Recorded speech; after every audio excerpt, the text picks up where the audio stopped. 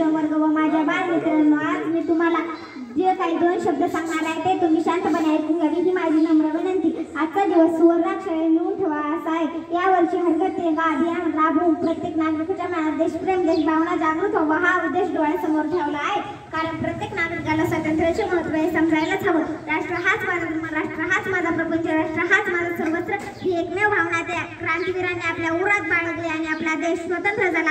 हा स्वातंत्र्य दिन अमृत महोत्सव साजरा करण्याचा आहे। पण त्याचबरोबर मेघसीने परत मातृभूमीला सागरा प्राण दळमळला असे हाक घालणारे त्या सावरकरांना आठवायचे। मैं मेरी झाशी नहीं दूंगी असे इंग्रजांना खडसवणारे त्या वीरांगना झाशीच्या राणीला आठवायचे। सत्याग्रहाच्या मार्गाने इंग्रज सरकारला भारत सोडायला भाग पाडणाऱ्या त्या गांधीजींना आठवायचे।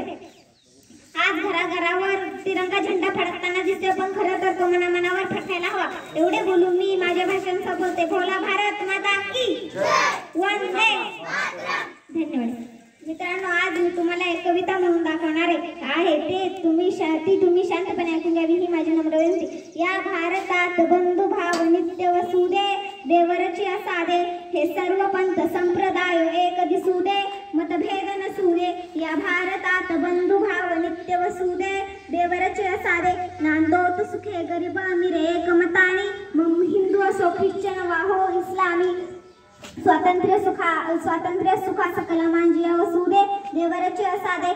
या भारतात बंधुभाव नित्य वसुदे, देवरची असादे सकळांसकळ मानवता राष्ट्रभावना, सकळांसकळ मानवता राष्ट्रभावना हो सर्वस्थळी मिळून समुदाय प्रार्थना, तर उद्योगी तरुण वीर शिलवान दिसू दे, देवरची असादे। या भारतात बंधुभाव नित्य वसुदे, देवरची असादे हा जातीभाव विसरून या एक हो आम्ही, हा जातीभाव विसरून या एक हो आम्ही, अस्पृश्यता समूळ नष्ट हो जगातून, खळनिंदिका म्हणी सत्य न्याय वसुदे, देवरची असादे।